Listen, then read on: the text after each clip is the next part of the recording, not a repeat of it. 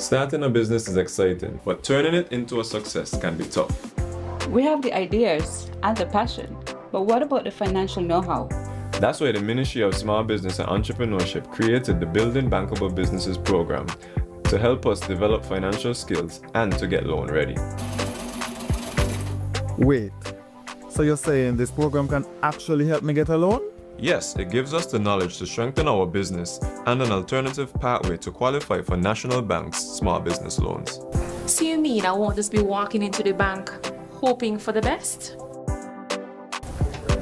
Of course not. You'll be prepared, confident, and know exactly what's required.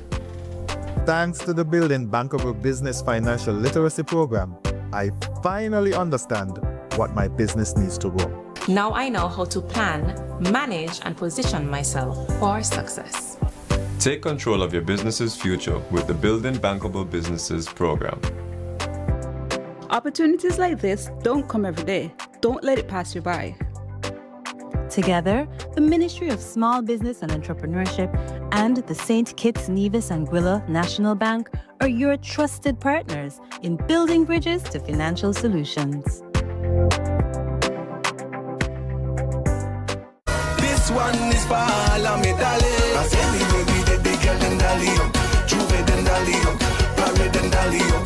They call me straight sugar man, some put them dolly ups, out of them dolly ups, them girl them dolly up. And me say Barbie dolly, them girl a Barbie dolly. Two face nice, she up on the necessary. Barbie dolly, them girl a Barbie dolly. Two face nice, she up on the necessary. Welcome to the Ministry of Small Business and Entrepreneurship, now located at Building 16, Port Zante. Meet Chantel, a young entrepreneur with vision and ambition. She's here to make her dreams come true, and we're here to help. From the moment you walk through our doors, you'll be greeted with a warm smile and a welcoming attitude. Our dedicated staff is here to guide you every step of the way. As Chantel is taken to her appointment with a business advisor, you'll get a glimpse of our workspace designed for collaboration and innovation. Our business advisors are the backbone of our success, ready to provide expert guidance and advice for your small business journey. Personalized consultations ensure that your business goals and aspirations are understood and supported every step of the way. At the Ministry of Small Business and Entrepreneurship, we're more than just an office. We're a community, a support system, and a family dedicated to your success. Join us on this exciting journey to turn your dreams into reality. The Ministry of Small Business and Entrepreneurship, building businesses, fueling innovation. Your success story starts here.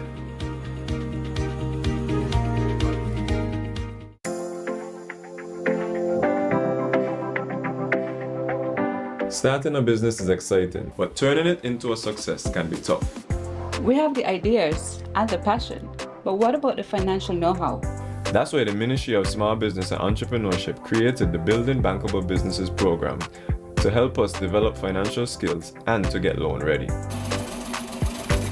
Wait, so you're saying this program can actually help me get a loan?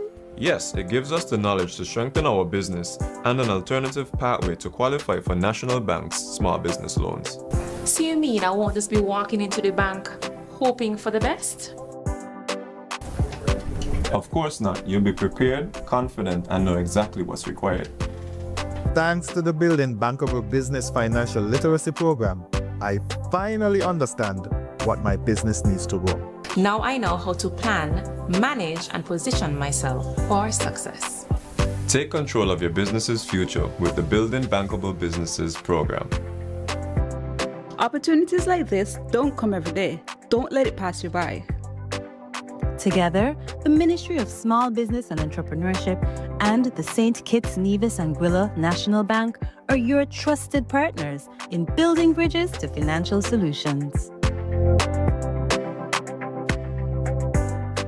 This one is for all of me, darling. I say me baby, the girl and dolly up, Juve and dolly up, parade and dolly up. They call me straight sugar man, some put them dolly ups, out of them dolly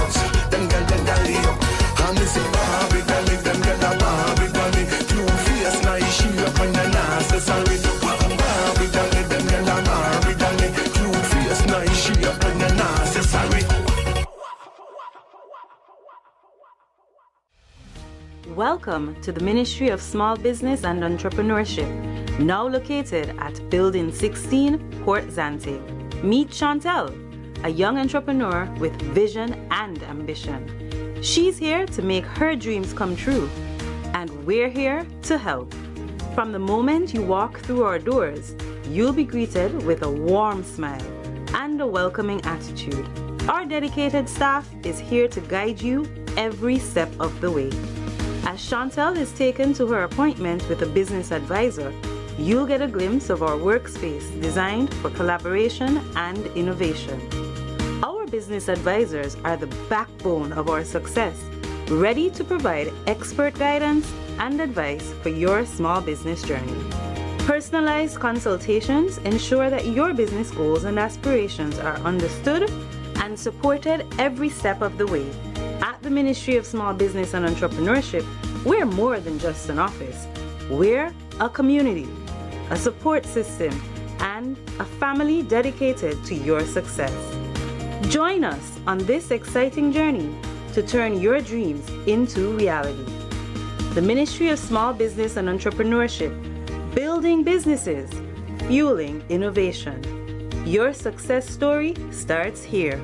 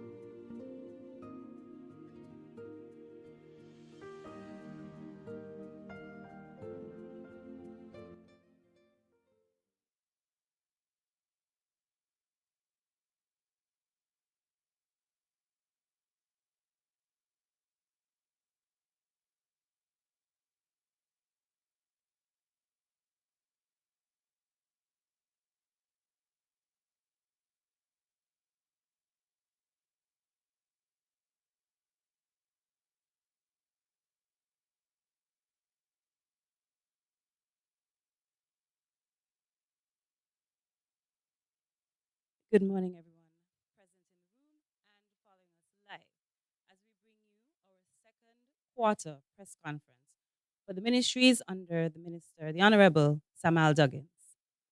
Honorable Samal Duggins, Minister of Sports, Agriculture, Fisheries, and Marine Resources, Small Business, Entrepreneurship, Cooperatives, and the Creative Economy.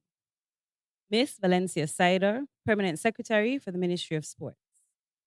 Mr. Miguel Fleming, Permanent Secretary for the Ministry of Agriculture, Fisheries, and Marine Resources. Ms. Delreen Taylor, Permanent Secretary for the Ministry of Small Business, Entrepreneurship, Cooperatives, and the Creative Economy. Ms. Erla Clark, Registrar of Cooperatives. Ms. Robertine Webb, Director of the Creative Economy. Mr. Pierre Liebert, Director of Culture. Ms. Maritza Queely, Port Officer within the Department of Marine Resources, who's sitting for Director Randall Thompson. Other dignitaries and senior government officials, distinguished guests, members of the media present with us today, colleagues, friends, all. Good morning again and welcome to our second quarter press conference update. I am Leah Craig Chatterton and I'm the Director within the Ministry of Small Business, Entrepreneurship, Cooperatives, and the Creative Economy. But this morning, I have the honor of serving as your chairperson of today's press conference. As we begin this second quarter update, I invite everyone to please stand for the playing of the national anthem of our federation.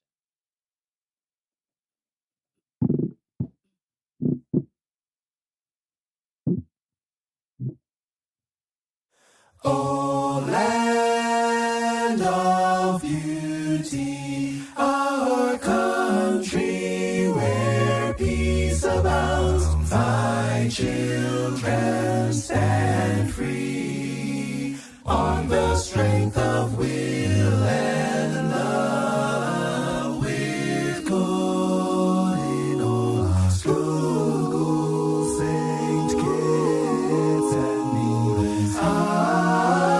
A nation bound together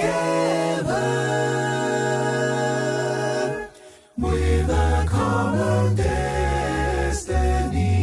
As stalwarts we stand for justice and liberty, with wisdom and truth. We will serve and honor thee. No sword nor spear can conquer, for God will sure defend. His blessing shall forever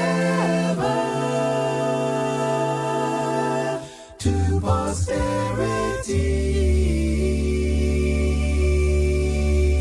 extend.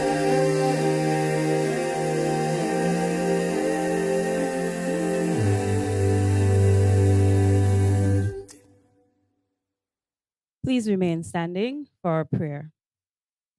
Heavenly Father, we thank you for the gift of this day and for bringing us together for this second quarter press conference. We ask for your guidance and wisdom as we gather to reflect on our work and plan for the way forward. Bless our leaders with wisdom, vision, courage, and integrity as they continue to raise the standard for the good of our people. Grant us clarity in our discussions and togetherness in our purpose, so that all we do may uplift our communities and honor your will. May today's proceedings be fruitful, and may our actions always lead to progress, growth, and betterment of all. We ask these things through your holy name. Amen. Thank you, and please be seated. Please allow me to also recognize the presence of Ms. Shannon Hawley, Chair of the St. Kitts Nevis National Carnival Committee. It is my distinct pleasure to welcome you again to our second quarter press conference for 2025, held under the theme, Raising the Standard. This quarterly press conference is part of our commitment to transparency, accountability, and keeping you, our farmers, our fishers, our sportsmen and women, small business owners and entrepreneurs, creatives and cultural practitioners, cooperative societies alike, our people, informed about the progress and performance of our very vibrant, dynamic, active ministries and departments. Our theme this quarter, Raising the Standard, is more than just a catchphrase. It is our commitment to continuously push the bar higher in everything we do, from planning and policy making to implementation and delivery. It means setting clear goals, demanding excellence, and ensuring that every initiative and project meets the higher mark of quality, impact, and service for our citizens. Once again, we're taking an approach that is open and engaging, and today, instead of lengthy speeches, each department will present a pre-recorded highlight reel capturing the milestones, successes, and ongoing efforts that are moving us forward and raising the standard of what good governance looks like. At the center of this program, of course, is leadership that insists on excellence, takes decisive action, and focuses on delivering results that truly make a difference.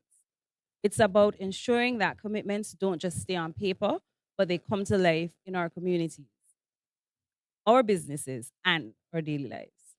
So on that note, I invite you to join me in welcoming our minister, the Honorable Samal Duggins, whose leadership continues to challenge all of us to do better, be better, and raise the standard every single day. Minister, the floor is yours.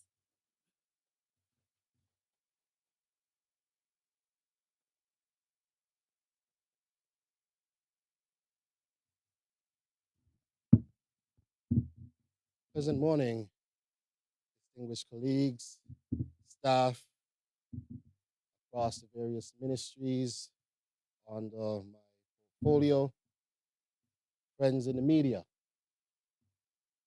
as well as all you beautiful people across St. Kitts and Nevis, and those that are tuned in and watching or listening from beyond our federation.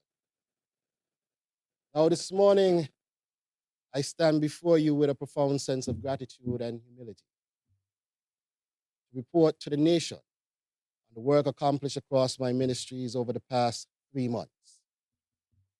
Today, I wish to share information with you.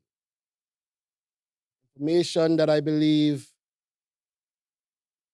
that speaks to a simple truth. That St. Kitts and Nevis is not merely moving forward, but we are indeed raising and rising to a new standard. We are proving to the world that small islands can dream bigger, that we can build bigger and stronger, and that we can soar to heights higher than ever before. Over the past 3 months, we have seen some of the bold visions be transformed into real victories. Victories that have given our nation countless reasons to be proud and raise our national pride. We've seen victories across the Ministry of Agriculture. And we have raised the standard there with projects like our Breakfast Hatchery, where we started distributing our day-old chicks to our farmers for the first time. Now, this initiative, as simple as it may seem in our context, has positioned St. Kitts and Nevis as the leading day-old supplier of chicks in the entire OECS region. Now, it didn't stop there. Over the last 3 months, we also invested heavily in skills training and innovation, equipping our farmers and butchers to hone their craft and elevate the quality of meat production. Across the Federation, we have seen where our livestock farmers have been producing livestock, but what has been missing is that high quality cut that we can now service our high-end industries. And we have been putting effort and emphasis in developing that. First, we had Southern University coming in, doing a training session, and then we brought in colleagues from Jamaica to do follow-up training sessions as well. We also recently, over the last few weeks, received 15,000 coconut slips, which we are distributing to our farmers.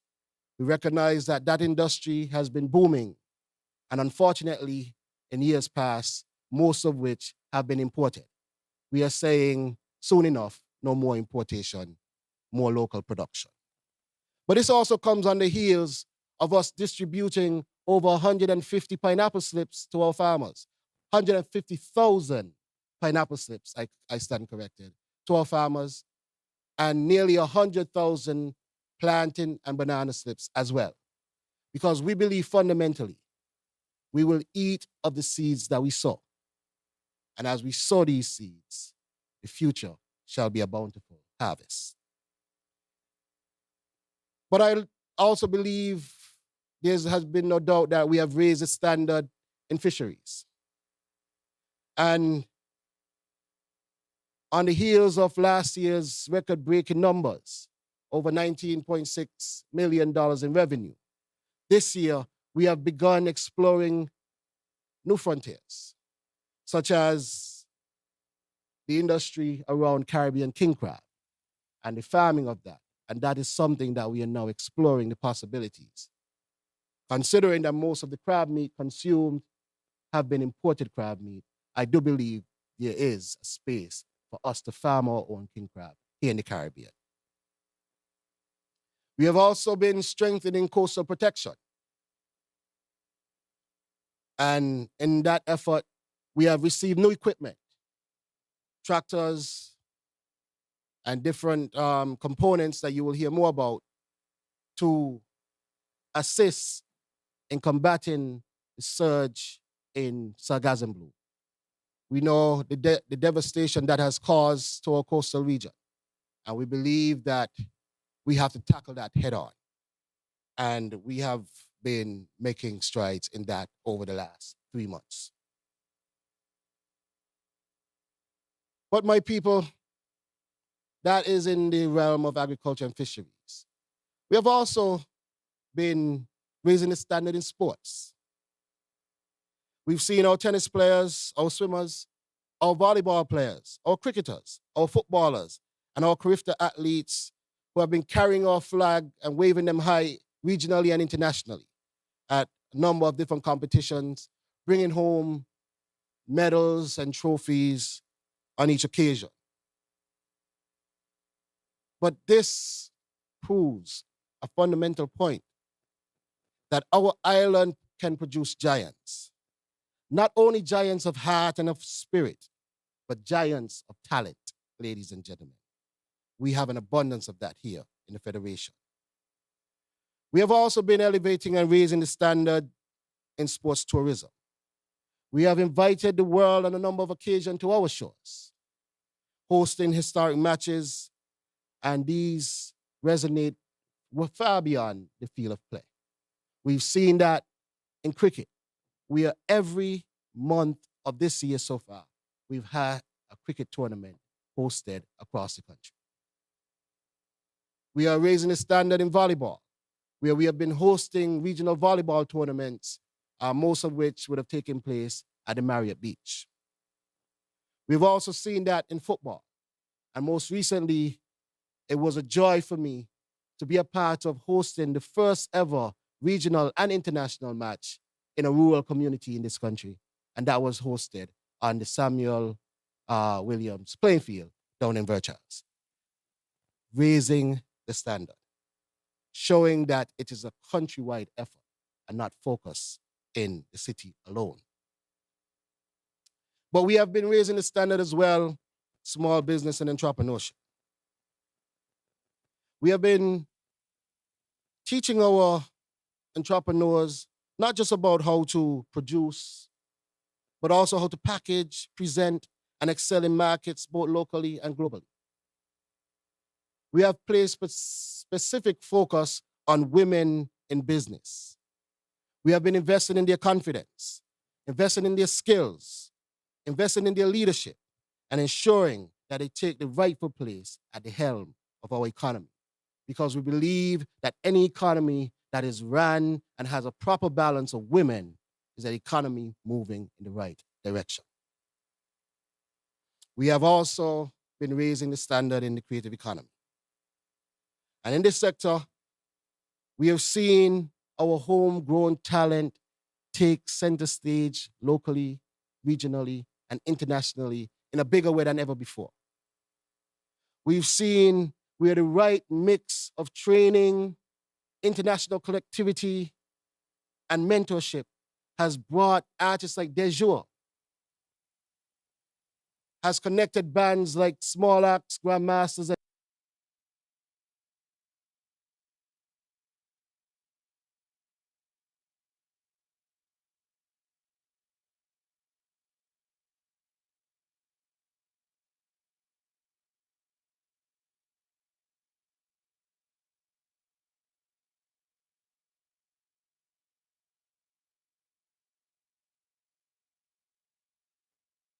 to Mr. Darian Dash, one of the fundamental architects of the world-renowned Rockefeller Records, who has made time to come to St. Kitts and Nevis and speak to our creatives on the business of music. Also, Steve Urchin, Dana Shagan, Damon DeGraff, and the powerful Kosai, who are all a part of our most recent rhythm retreat, to where you will hear a lot more on that development and the music that has come out of that wonderful initiative. But in the creative industry, as we empower that, we cannot forget culture. Because we are nothing without our roots and our heritage. And we have also been raising the standard in ensuring that we remain connected to our roots, developing our folklore, and ensuring that it remains present at all categories of our life. Also preserving our sacred historical sites to make sure that we never lose the essence of who we are while we are endeavoring to develop who we are becoming. And also celebrating our heroes that ensure that these stories are told to generation after generation. We can never forget that. And I always say, when we think of history, we think in the context of the stories that we've heard and the art that we see. And we need to ensure that we document today that future generations will understand who we were as a people here in St. Kitts and Nevis in this era of our existence.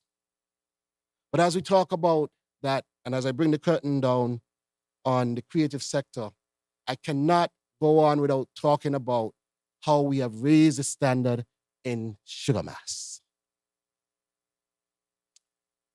Ladies and gentlemen, we have celebrated successive record-breaking years over the last 3 years. Last year being the biggest by a number of standards.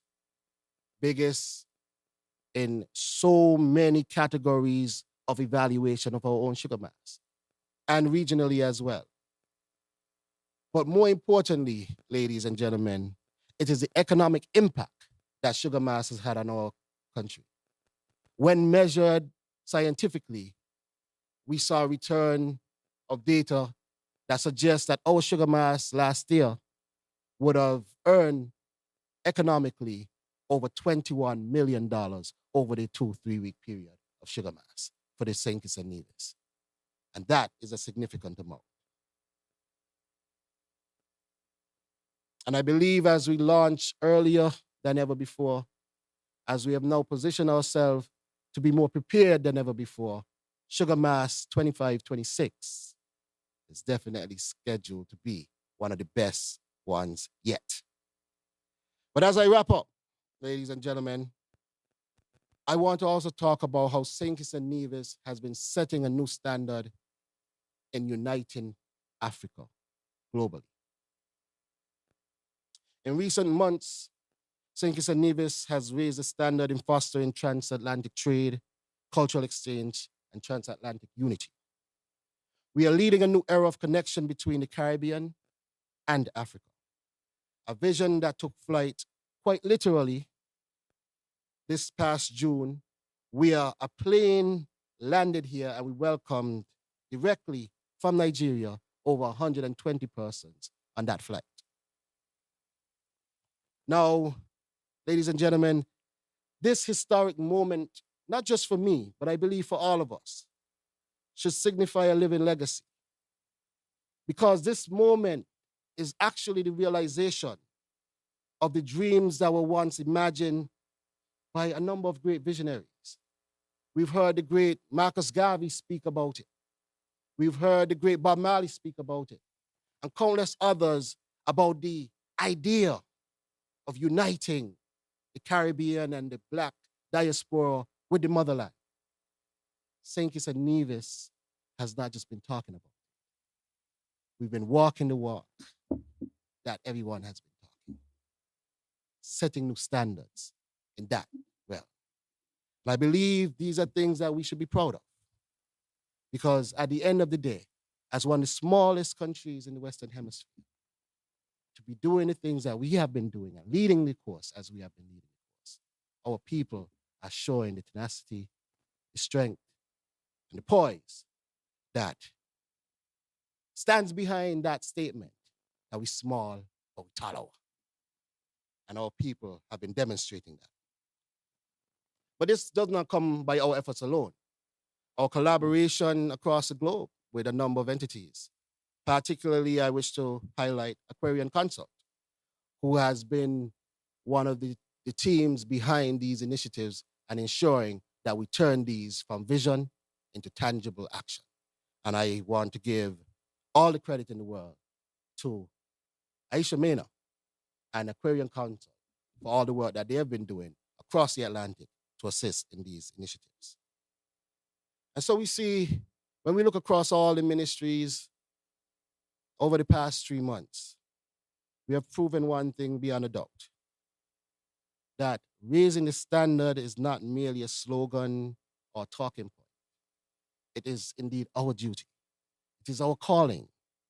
And it is the surest path, I believe, to our nation's greatest potential. And we will continue raising the standard, especially as long as I have the remit of leading these ministries. For our farmers, for our fishers, for our athletes, our entrepreneurs, and our artists and creatives of all sorts, including every single citizen, everyone whose dreams are tied to this federation.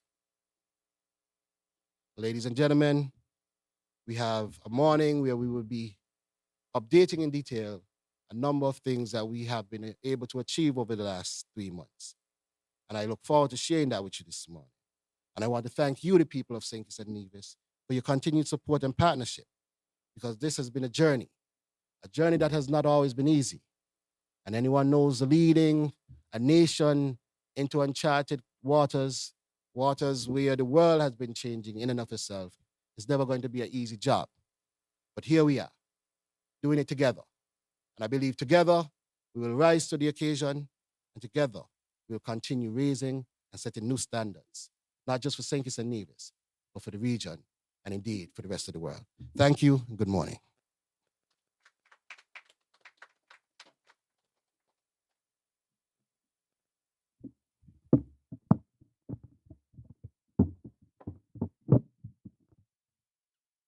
Thank you, Honorable Minister, for those powerful and inspiring remarks. Your words are a continuous reminder that raising the standard isn't just a theme, and it has to be a daily expectation when working in your ministries. And it's about ensuring that each action we take, every policy we implement, and every project we deliver is done with greater care, higher quality, and clear focus on impact.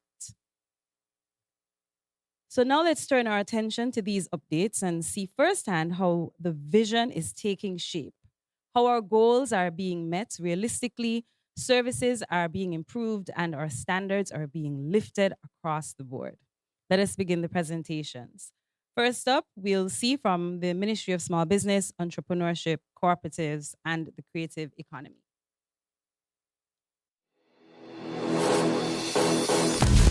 This quarter, the Department of Creative Economy kicked off big.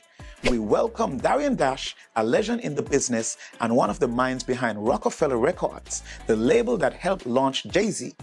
He dropped real gems on the business of music with our local professionals. Then came From the Soul of My Pan, a powerhouse steel pan concert in partnership with the Bank of Nevis, EBJ Harmonics. Virtuosos like Andre White and Duvon Stewart performed alongside our very own Nigel Prentice and Dijon Francis. Next, we made history with the Afro-Caribbean Exchange welcoming the first ever direct flight from Nigeria to St. Kitts and Nevis. Over 100 changemakers came together for cultural workshops, school tours, and more. We took it up a notch with Rhythm Retreat, a week of intense music development with industry giants like Cosine, Dana Shagan, Steve Wilson, and Damon DeGraff. It ended with a 60-person industry brunch filled with live pitching and powerful connections. We celebrated the 25th Heartbeat Drumming Recital with over 200 students and honored our music specialists Anelta Wilkin and Royd Phipps. And at the St. Kitts Music Festival, we partnered with the Ministry of Tourism to create unforgettable arrival experiences. So, what's the creative economy doing? Raising the standard, and we're just getting started.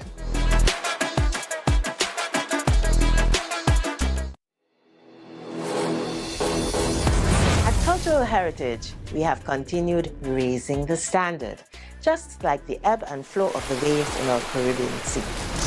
We welcomed the Kalinago chief from Dominica, who came to bless the sacred ground at Bloody Point, the site of the Kalinago massacre. Remarkably, several of our activities took place close to that sacred ground, including We Villaged At, the Challengers Stone Fort edition. This community uplifting event saw the honoring of 4 outstanding adult residents and 2 young creatives. Griot, Another hallmark initiative took place at Oasis at Wingfield Manor. There was also amateur storytelling and a children's corner complete with jumpy stories. Cultural Heritage also hosted the inaugural marketing workshop with our folklore practitioners. Facilitator Yarani Morton informed on several marketing tools, including networking and effective use of social media. Cultural Heritage in turn did its own networking when we met Coyote, director of Black Bones Theatre Company. One highlight of the parting gala was a dancing and drumming presentation featuring our folklore along with Nigerian Black Bones Theatre Company. The media launch of our Swank Creative Cultural Music Challenge follows our cultural music theme. Our minister emphasized that our intrinsic traditional music can inform prospective visitors that our federation is more than a paradise. Yes, it is time for a short layover. See you next quarter to hear how we continued raising the standard.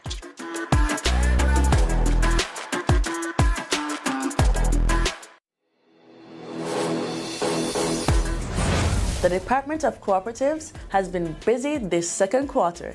Here are the highlights. First up, training sessions. We're helping our cooperatives level up with new skills to build capacity, manage better, and grow stronger. We also used Easter break to engage our little savers at the Junior Savers Easter Workshop, teaching money smarts and cooperation early. And we made a special visit to Joshua Obadiah Primary to encourage students to save and bank. On the financial side, we've been engaging accountants and auditors to help our cooperatives sharpen their financial tools. With the help of the department, the St. Kitts Nevis National Cooperative League and Taxi Co-op were able to have their long-awaited AGMs, paving the way for stronger cooperative governance. We also kicked off the Cooperatives Technical Committee, setting the stage for innovation and strategy. Next up, the Agro Strip. Our cooperatives showed up and showed out with local goodies and fresh produce. We're raising the standard. Stay tuned, stay involved, and remember, together we achieve more.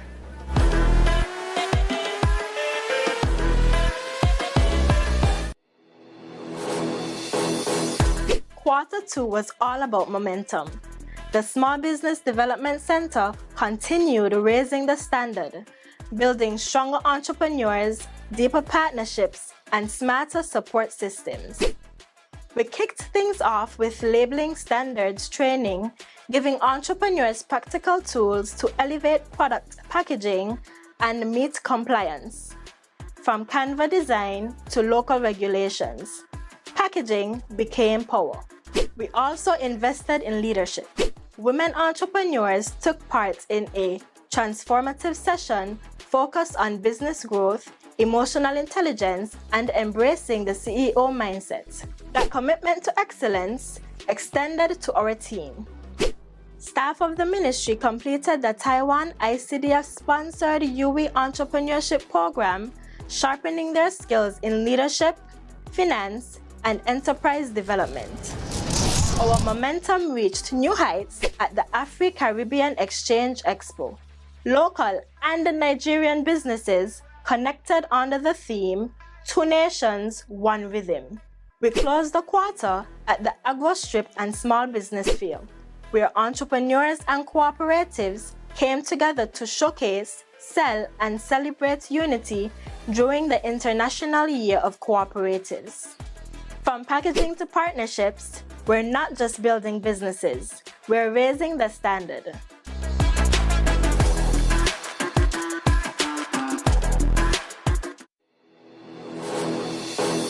At the Department of Entrepreneurship, we are not just checking boxes, we are raising the standard. First up, financial literacy with real impact. We launched the Building Bankable Businesses program to equip entrepreneurs with the skills to budget, price, plan, create key financial documents, and most importantly, bank on themselves. Then came Lights, Camera, Pressure.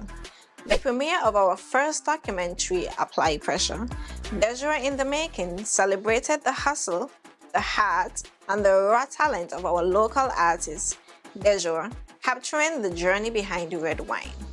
We also took a major step forward on the regional stage by signing an MOU with Kariri. This partnership unlocks new innovation, research, and technical support for our MSMEs, strengthening the entrepreneurial ecosystem to drive real growth. In addition, we crossed continents to expand our impact. As part of the landmark Afro-Caribbean exchange between Nigeria and St. Kitts, we teamed up with the Department of Agriculture to host the Agri-MSME Technical Workshop. This international collaboration brought Nigeria and local change makers together to share ideas, build networks, and scale enterprise across borders. 4 powerful moves, 1 clear message. From vision to execution, we are raising the standard.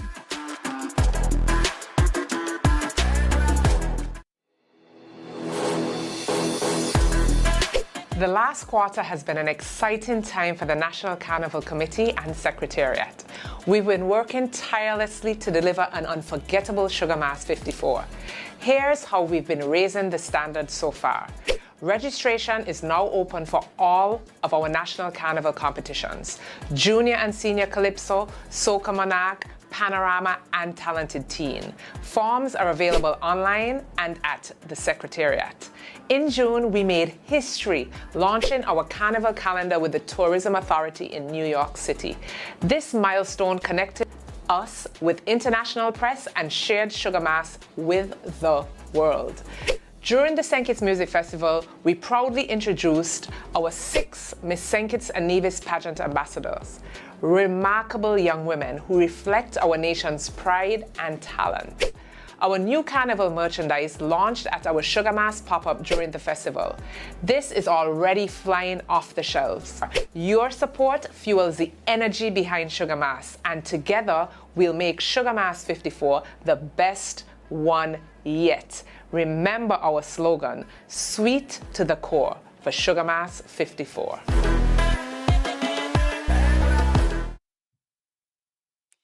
That was our quarterly update from the Ministry of Small Business, Entrepreneurship, Cooperatives, and the Creative Economy.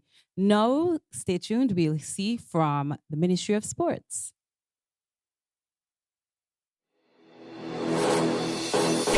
Welcome to the Quarter 2 Sports Roundup from the Department of Sports, where passion meets progress and every achievement raises the standard.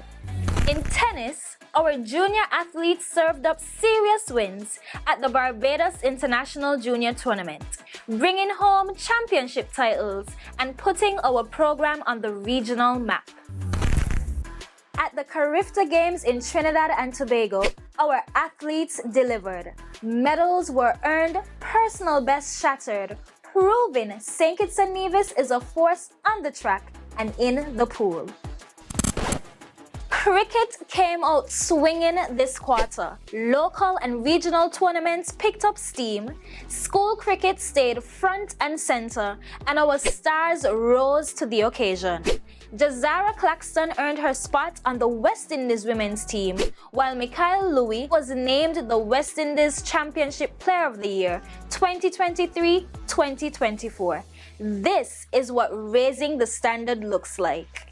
Football brought the world to our shores. This quarter, we hosted 3 major international fixtures right here at home: a World Cup qualifier, an international friendly, and the landmark Afro-Caribbean exchange match against Nigeria.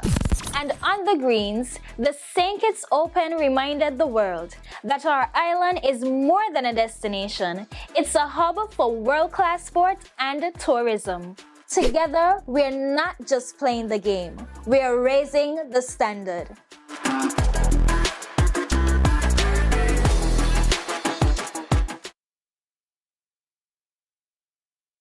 Folks, from the Ministry of Sports, just highlights of the last quarter, not everything that they've done. We now head into the Ministry of Agriculture, Fisheries, and Marine Resources to get a peep show of what they've been up to. From food security to global partnerships, this past quarter has been a powerful demonstration of progress. Let's take a closer look at the highlights shaping our future. We hit a major milestone in food security. Over 20,000 day-old chicks will now be available each year for egg production, thanks to the Layer Chicken Industry Sustainable Development Project in partnership with Taiwan ICDF and our Ministry of Agriculture. Next up, the St. Kitts Abattoir leveled up through an intensive meat fabrication training led by Jamaican expert Peter Daniels, with support from IECA, raising the standard for local meat quality. Then came a history-making moment. The Business and Agriculture Expo welcomed our Nigerian brothers and sisters. During this landmark visit, the delegates engaged in a bilateral meeting, bringing together top advisors and officials to strengthen ties in agriculture with the theme, Two Nations, One Rhythm. And to seal the deal, the Agri and MSME Technical Workshop brought out the best minds from Nigeria and St. Kitts. Real talk, real strategies, real action. And with every milestone, every partnership, and every bold step forward, we're raising the standard in agriculture, and we're just getting started.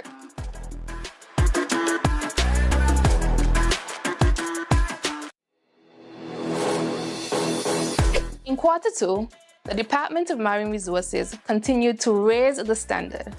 Here's a look at some of the key initiatives we were proud to be a part of. With support from the Government of Japan to the Regional Sargassum Project, we received key equipment to boost the shoreline cleanup. Lightweight tractors, claw grapples, loader brackets, and lifting arms. This means faster, more effective sargassum response where it's needed most.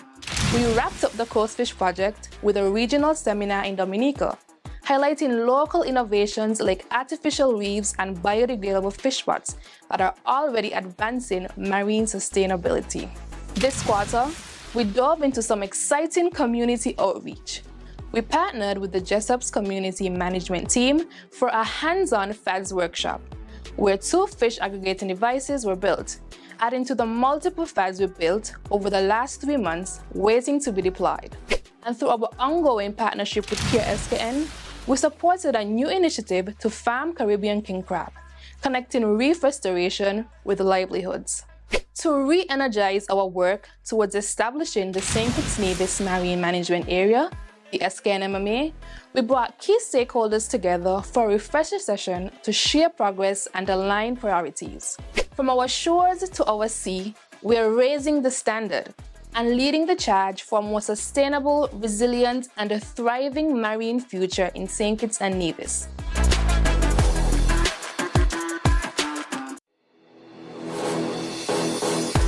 From April to June 2025, the Medicinal Cannabis Authority made major strides towards a more inclusive and transparent medicinal cannabis industry.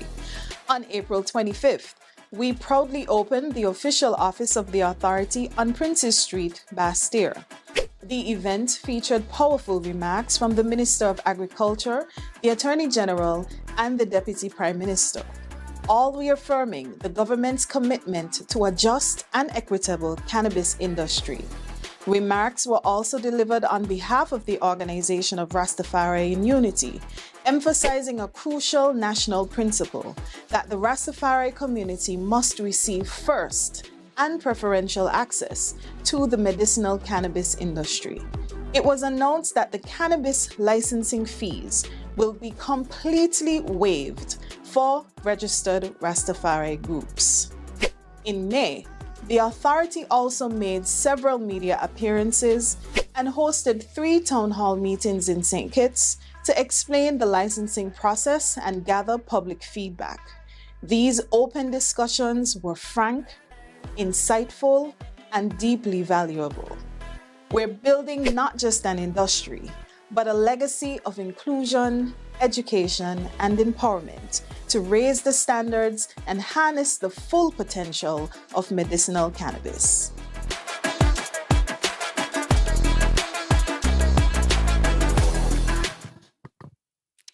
What wonderful highlight reels. Thank you so much to all of our teams within the various departments. What you've just seen were 10 highlight reels, 10 reels showcasing hard work, showcasing evidence of the last 3 months, showcasing what the next few years will look like under the leadership of our Honorable Samal Duggins.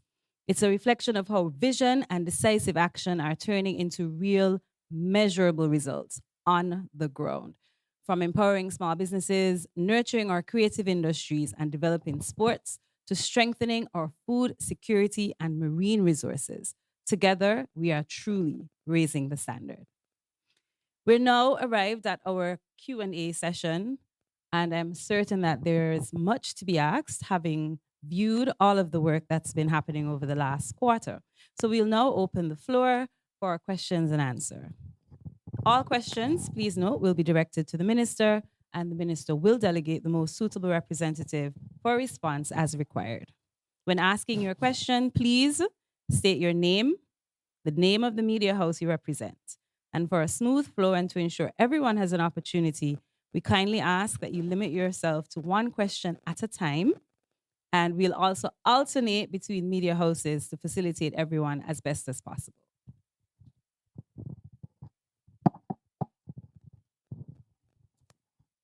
Morning, German Abel, SKN Vibes. One question, multiple parts. Mr. Minister. Sounds like you're cheating.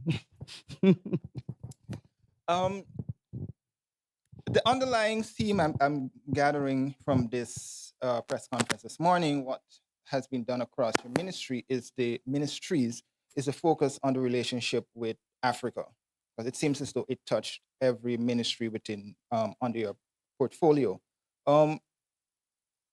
What's the major focus area for you in terms of this relationship with Africa? Because one of the things I've recognized that has not been done so far is educating the people in terms of this partnership that you guys and the government is seeking to engage the Nigerians with regarding your travels and the exchange here. I want to thank you for that question from SKM Vibes. I am trying to contextualize the question, but you asked what's the main focus area. But as you recognize, there are multiple focus areas. One focus area obviously is to do with trade, particularly agricultural trade as it relates to my ministries. And with that, we have done a number of things. The workshops that you saw displayed there, but we also hosted, there was a team that was sent by the Minister of Agriculture of Nigeria, and we hosted bilaterals to discuss the furtherance of the MOUs that we have with Nigeria to really establish tangible trade between the regions. Now, why is that so important? We've seen recently what is happening with the North. Tariffs, the different issues that we've been having with the geopolitics. We believe that we need options. We are not saying let's done away with the North. We are saying we deserve to have options.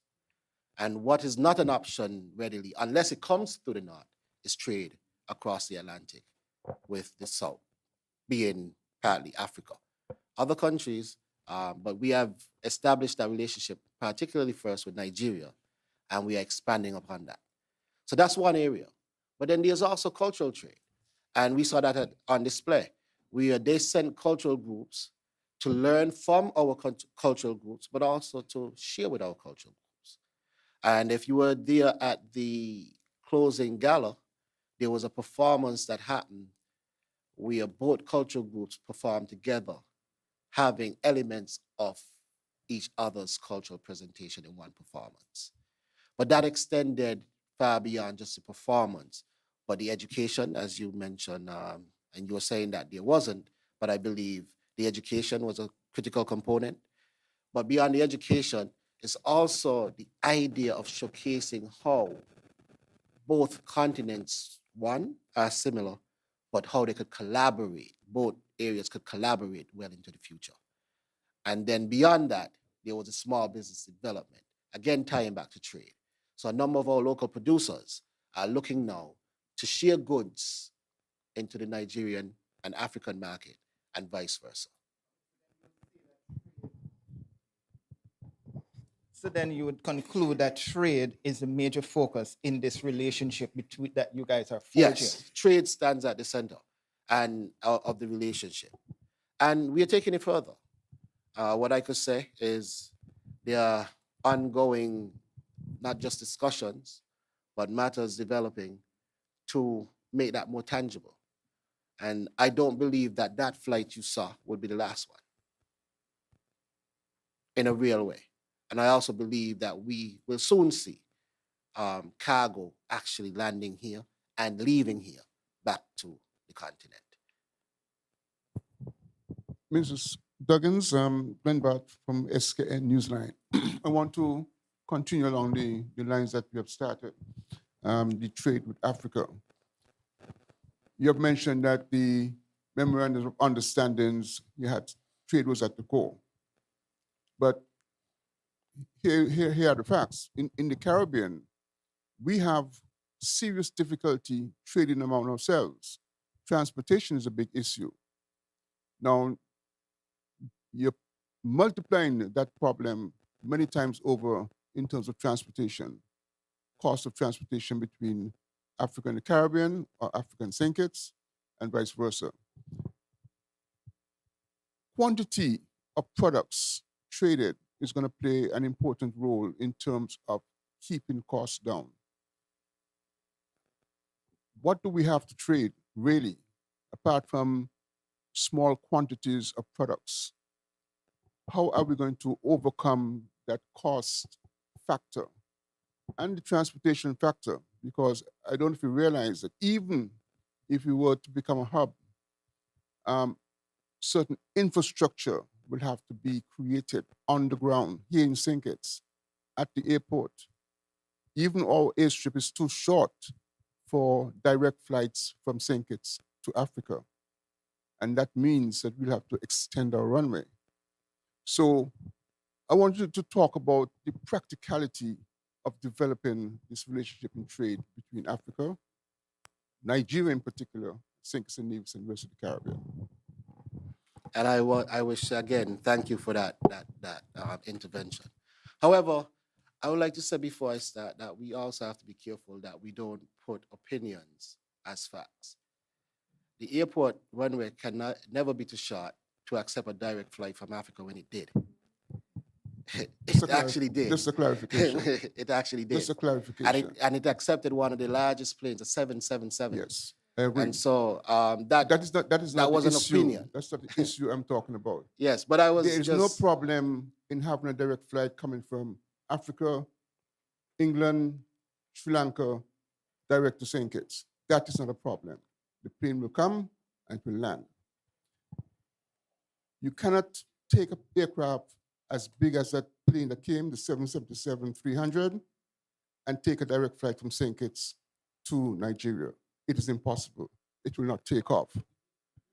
It went to Antigua to get refuel because it could not take off with a full load of fuel to go to Africa. That is what I mean. We have to extend the runway. A plane like that requires a minimum of 8,000 feet of usable runway to take off. We have 8,000, which is not usable. It means that the plane has to take off by 5,000 feet. It's not going to happen. So that is why I said infrastructure is going to be important. I've done the research. Again, if we're talking about the development of infrastructure, I agree. But again, I reiterate, it did. So you can't say it's not going to happen. It did. You saw it, we saw it, it did. But secondly, as we move forward, as we move forward. I don't want to belabor this, but you are missing the point. The point is that, my point is that if you are going to develop trade, cargo, for example, that's weight. If you're going to have a large aircraft weighed down by cargo coming from St. Lucia to St. Kitts to be taken to Nigeria, etc. You place fuel on top of that, that plane cannot take off at the Robert L. Bratcher International Airport. It will not. With a full load of fuel, it cannot. That is why this aircraft, this Air Peace aircraft, went to Antigua to get refueled to go back to Nigeria. That's fact. Now, again, and I respect your intervention, but let us also recognize a few fundamental things. What came here was a 777. It doesn't require a 777 to do trade between Nigeria and the Caribbean. In fact, you can go with a A330, A320, which is similar to what comes here every day with American Airlines, JetBlue, and the others. And I'm saying we have opinions, but let us talk about what is reality. What is reality is that we do have the infrastructure to facilitate trade between Nigeria, Africa, and the Caribbean. We do. Do we need development and upgrades? Of course, certainly, because we need warehousing. We need a few things that must be done and placed to further that. However, these are the things that are now being discussed and developed because we recognize this is not something that has been done. And when we talk about raising the standard, this is what we're talking about. So you're talking about seeing it as is. We are talking about the standard, the new standards that we are setting. This is just the fundamental ground floor. We are moving to new standards. And these things are fast being developed and action. And I could tell you that. So what you're seeing is just the development towards that. Now, as we talk about what do we have to trade, we have many things to trade. We have our local expertise in our people. There are things that we understand and we have been leading in that the rest of the world would be happy to tap to our expertise. So we can trade that intellect, that experience. What else do we have to trade? And I want to share this story because I want us not to be misguided by just the thought pattern of what we see on the ground. I learned a fundamental aspect of trade from visiting Avery Island, where they produce Tabasco. Tabasco is produced on a 5 square mile island. 5 square miles. And it is the leading distributed pepper sauce in the world, in the globe, not in the hemisphere, not in the continent, in the world, produced on 5 square miles. We have 68. Now tell me if we can do something. But it's how we look at things. Now, what does this trade mean? Raw commodities could be grown in other countries, including Africa, processed, just as they do in every island, created into products, branded, and distributed. But it's how we look at things. And when we change the way we look at things, the things we look at change. And that's why I'm saying I understand your opinions, but I don't want us to just place opinions as fact, because there's a lot more fact that go behind what is possible and what we're doing. And I'm happy to share, but I just wanted to say early, as we state opinions, let's be clear that there are opinions and there's actual fact that can develop into real tangible outcomes. And I say that respectfully, but just saying that because in your voice as a media personnel, the nation and the world is listening. And some of what you say, they may believe. And what you don't want to put to our people is that something as possible as this, and something that is happening, that they believe that it's not possible, it's not doing that. Because that will be incorrect. So my question still remains, what particular specific plans now do you have to facilitate this idea of trade between the two countries? You have the memorandum of understanding. Correct. What specific steps now are required to move it from point A to point B? We've had the exposition that came, which is useful, but you're going to need more. Correct. So then let's look at the timeline. We signed the memorandum of understanding in March. 10 weeks after, some 10 weeks after, we saw the first plane landing here. So again, here we have moved from point A to point B. We are now talking about moving from point B onward. Part of that is ensuring that we have regular transport between the islands.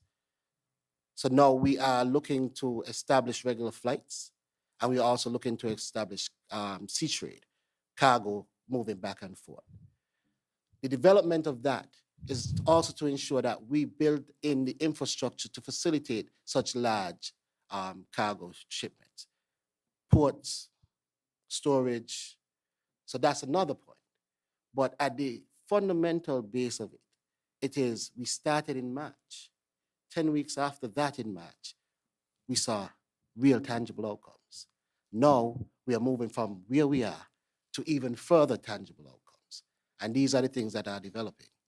Now this started at this point 14 weeks ago, 14 weeks, and we are talking about tangible outcomes from conversation to what we've seen so far. So it's not just what you saw as a starting point. It started before that. The discussion started in March when we went to the Caribbean Summit, the PM, myself, and the rest of the delegation. So we are now seeing the strides that's taking us from one stage to another. But the ultimate goal is to establish regular trade between the continent of Africa and the Caribbean and Americas.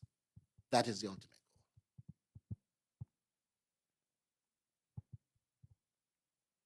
Good morning, Minister. I'm Lorraine Wilkin from WIN FM. And I'm going to change the topic a little.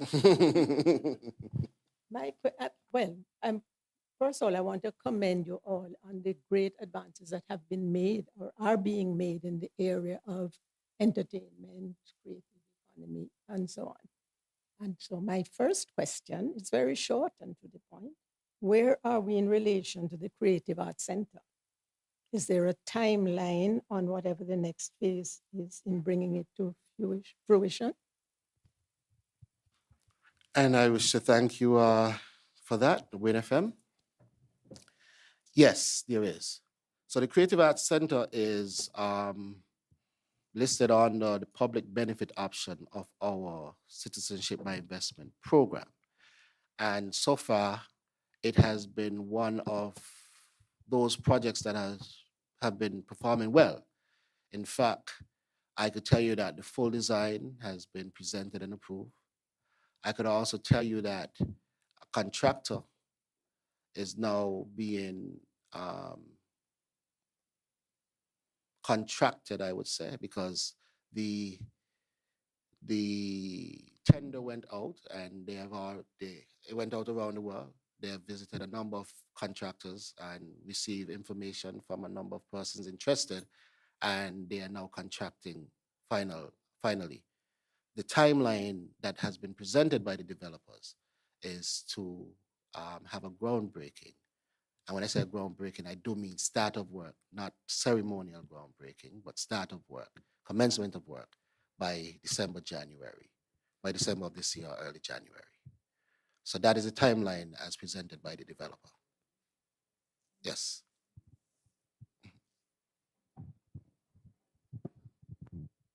Okay, Mr. Minister, just indulge me a little. I'm going to break the rules a little bit, but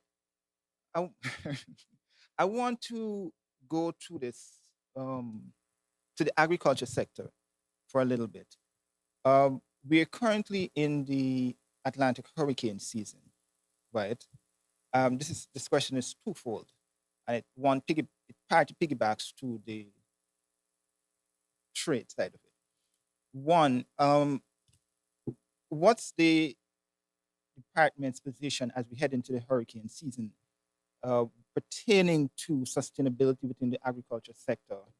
God forbid that there's something major that we can see transpiring in terms of this season, in terms of food security. And also, you mentioned a little bit about Tabasco and the peppers.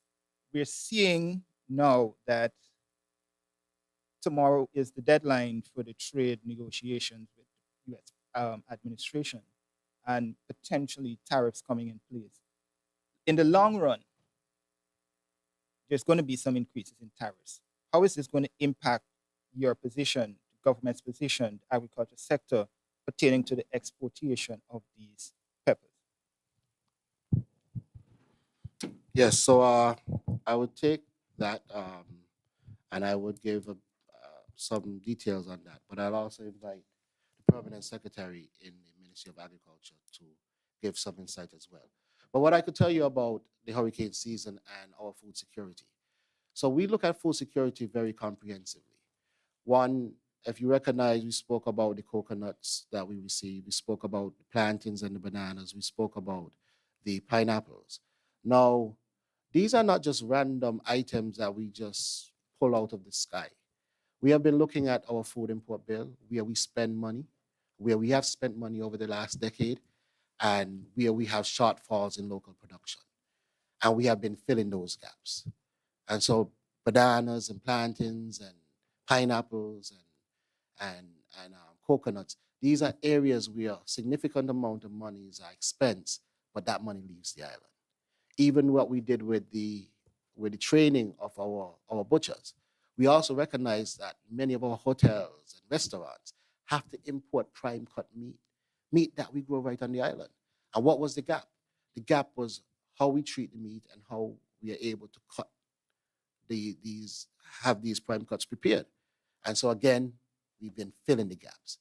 Now, beyond that, we don't operate in isolation. We operate as a part of a number of different organized bodies. One being the OECS, wider CARICOM, wider you have CELAC, and then you have different organized bodies that are even hemispheric and global. Now, if there were to be some issue, I could tell you that we have been in discussion with the OECS. Now, usually a hurricane, and hope I'm not talking out of turn, but hurricanes don't usually hit all islands at once. And so where there is issue in one island, the idea of the OECS is to come together to support that particular island. And we've seen that happen in the case of Dominica when they were hit. We've seen it more recently in the case of St. Vincent and Grenada when they were hit. And likewise, the same support has been discussed to be rendered to any member of the OECS, including us. So that's another factor. Where we fall short, we have our brothers and sisters in the region. And I think that is also extended to CARICOM and wider. Because we can't control the hurricanes, and that's the truth. However, what we can do is be prepared and have the right support prepared to come and assist us when we need assistance, and also to return that when they do need assistance as well. So I think, I don't know if that, there was another part that you... No, you answered that one specifically, but the Tabasco and the trade tariffs. Yes. Now, regarding the trade tariffs, what is the truth behind that? Those tariffs are applied across the board. And so what will happen is that it does not affect St. Kitts and Nevis. These are not tariffs placed on St. Kitts and Nevis. It does not affect the Caribbean. These are not tariffs placed on the Caribbean. It affects the world. And all it does is raise the price across the world.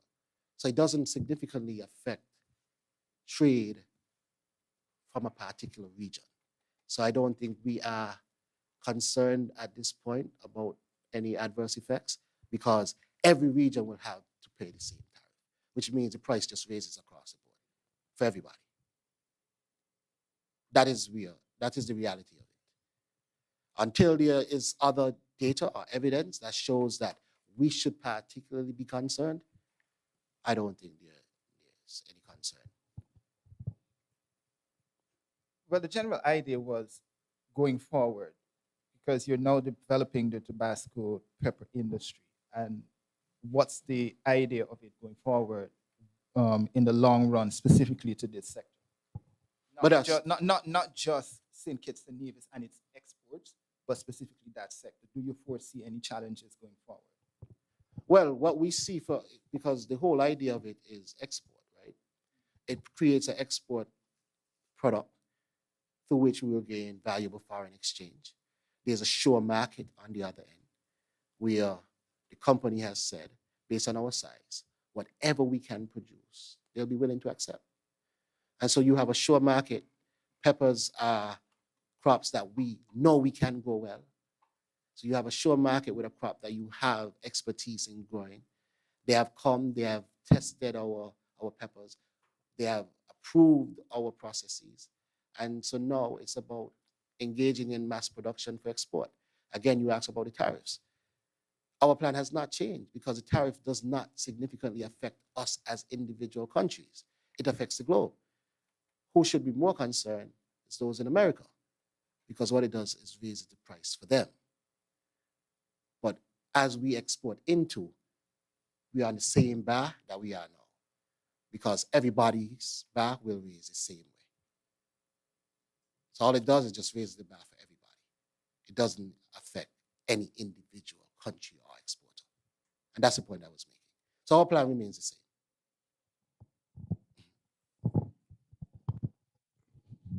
I want to talk about the two things now.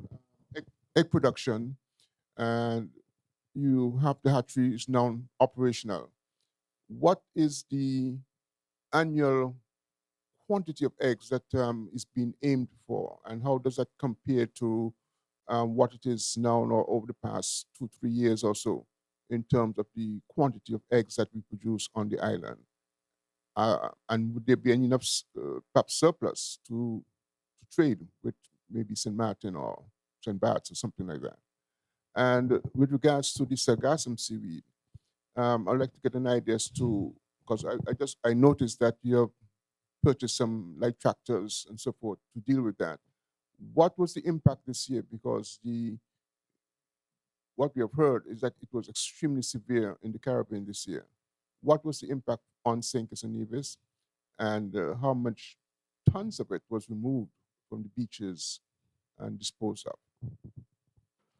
I want to thank you for that question, and I would give the opportunity to the Permanent Secretary to answer the first one on egg production, and then I would pass it to Ms. Quealy to answer the one on sargassum, as those departments directly deal with those matters. Permanent Secretary, Mr. Fleming. Yes, thank you for your question. In regards to egg production and the hatchery, when we looked at the challenges that we were having first and foremost in terms of importing the chicks into the Federation, we wanted to make sure that we were able to solve that issue so that farmers can get their birds on time. And, generally birds get stressed when we import them, on the airport, having to wait to get them cleared and all those type of things. I wanted to make sure that farmers get true value for their money. But looking at the imports, when we first did the concept note for developing this hatchery, we looked at, I think, over about 4 to 5 years, we import about 20,000 old chicks. And so definitely this hatchery would be able to produce more than what we're looking for. But this is good because during a certain time of the year, we always run out of eggs and we have to import eggs. But I can say with this new venture, we won't be able to, we won't have to do that anymore. And I think monthly we produce well over 300 and something thousand plus eggs every single month.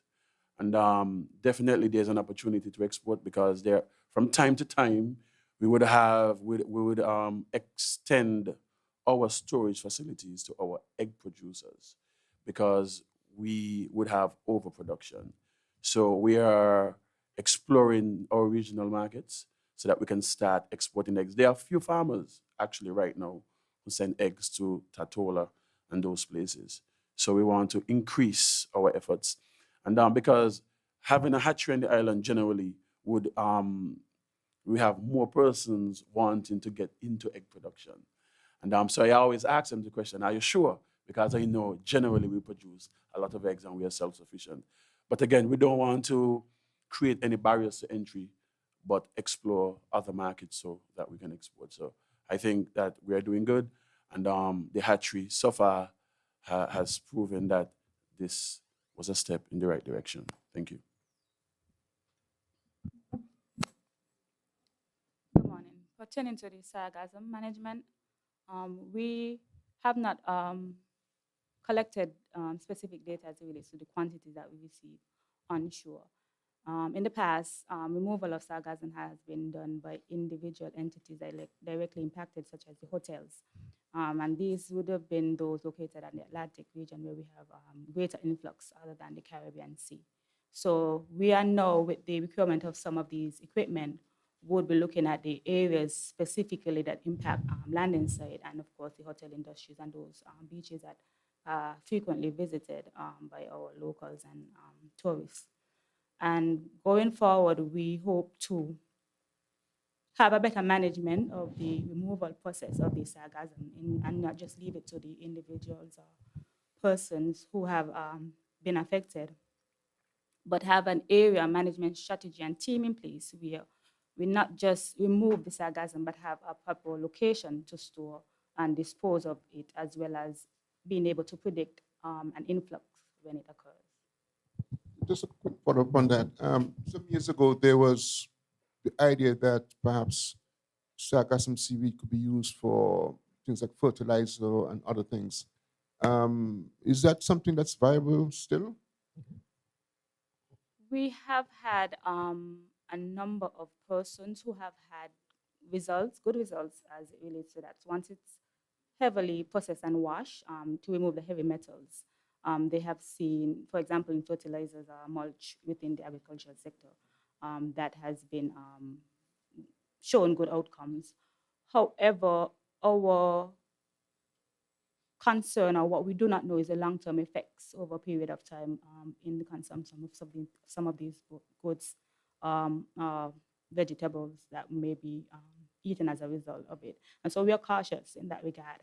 We might be looking at other alternatives, whether it's in the exporting the good or cosmetics, craft industry as well. So there are other uses that we are also looking at. But I just wanted to add, we also looking at export, because there are some companies around the world who actually has interest in buying the sargassum so that they can process it. So looking at being on the cautious side, it might be best that we just kind of focus on exporting it. But if there are persons on the island also who has a real viable business idea where we can really process this into something that we can utilize in agriculture and other areas, and after all the testing is done, we can see that it's really safe, then I think that is something that we'd support as well.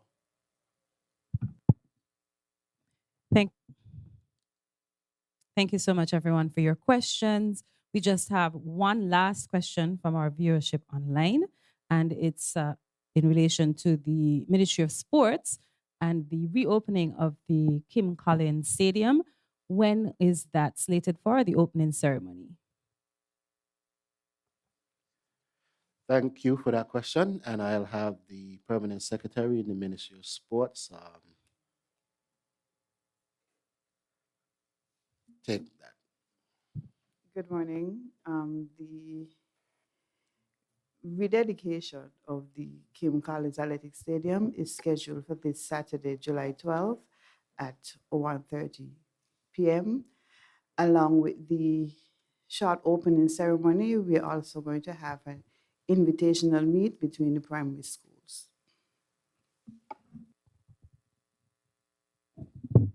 Great, thank you so much. Thank you to everyone for your engaging questions. Unfortunately, we have run out of time. We will be happy to take your questions in written format and reach out to you afterwards with any additional responses. We now invite the Honorable Minister to make his closing remarks. Minister Duggins, over to you. Thank you, Madam Chair of Ceremonies, and thank you to the wonderful team that is here at the head table of permanent secretaries and directors across the ministries. You know, charting a course of action in ministries like these is quite difficult. Many of our persons within society see a lot of these industries as hobbyist industries. And I believe it's time we recognize that they are economic drivers And so everything from carnival to the creative sector to sports, agriculture, fisheries, and all the different departments within, I believe we need to recognize the significant importance to our economic stability and not just our emotional and social and nutritional well-being, but our financial well-being as well. And I wish to take this time out to also thank the members of the media who are here, because for us, this is giving the general public an idea of the tremendous amount of work that takes place within the ministries. Now, everything that you've seen here is just 3 months of work. This is just the last 3 months. And so you recognize the tremendous amount of work that happens within the ministries. And it is your efforts combined with ours that enlighten the general public as to what is actually happening. And that's why we do this every quarter, to ensure that the general public is kept up to date, to ensure that people understand what is happening within the government, but also what is happening within these various ministries. And I thank you, the members of the media, for carrying that message to the households for us and with us. And so I must give you all the kudos for being here and taking the message out to the general public, but also asking the questions, because your thoughts are part and parcel of the general thought of the society. And the questions that you ask are on behalf of the people. And we are here to answer these questions. And where we have suitable answers, we give you. Where we lack the answers, it is for us to go and develop that capacity to do so. And so thank you again for all your input.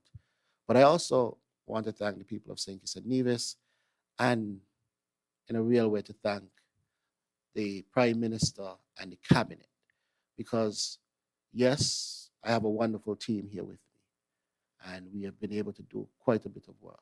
But none of this would be possible without the support of the Prime Minister and the Federal Cabinet, because without their support, the financing and all the other requisite information and everything else that we need would not be there for us to do what we are doing. So it's a collective effort. It is a huge collective effort. And as the minister leading it, I'm inspired on a daily basis. Like even looking at the videos, it's inspiring to me, because when you're head down working, you don't recognize the amount of work that is actually done. But also just to see the amount of young people that are at the forefront of making this possible, it is a huge inspiration for me as a minister. So again, thank you to all of you for making this possible. Thank you for all who would have put this together, the media team behind that's doing all the work, and everyone that has had a hand in this. This is our second quarter, and we do expect to see you at the end of the next 3 months to give you another update as to the work that we would have accomplished. Thank you, and have a wonderful morning. Cheers. Thank you, Honorable Minister. And in keeping with the minister's collective work, I too join the collective to echo the gratitude. So as we come to the close of today's press conference, it is indeed my honor to extend our heartfelt thanks to everyone who's made today possible. First and foremost, of course, we take a moment to give thanks to the Almighty God, whose continued guidance and blessings makes everything possible. We continue to ask for his wisdom and strength as we raise the standard in all that we do for our people. Naturally, we have to thank next our minister, whose political will and unwavering commitment to people-focused leadership continues to drive this work forward. Without his bold vision and determination to act in the best interests of those directly impacted by our efforts, none of these achievements would be possible. A sincere thank you as well to all of our permanent secretaries and directors who faithfully carry out the mandate and ensure that the ideas turn into real results every single day. To our communications units across all departments, they have a thankless job, but thank you for telling the stories. Thank you for keeping our citizens informed and for shining the spotlight on all the good work being done across these departments. A special thank you to the production team at Create TV within the Department of Entrepreneurship for today's presentations that you saw on screen. our photographers in the room, media houses, radio stations, broadcasting live, and Oddvid Solutions for making sure our message reaches far and wide. A heartfelt thank you to Aquarian Consults, who were integral in the success of the historic Afro-Caribbean exchange, building the transatlantic bridge between St. Kitts and Nevis and Nigeria, connecting the Caribbean to the motherland in a meaningful and transformative way. To our graphics team, MD, CT, iCreatives, to Nima and everyone else who played a role, your contributions definitely have not gone unnoticed. Above all, thank you to the people of St. Kitts and Nevis, who entrust us, who support us, and engage in terms of what we do to push us and keep us raising the standard. And to anyone who contributed in any way behind the scenes or up front, please know that your efforts are deeply appreciated. Thank you all for joining us for this second quarter update. And to echo the minister's sentiments, we look forward to seeing you where we can showcase proudly all of our hard work that we will do in quarter 3. Thank you so much. This one is for all of me, darling.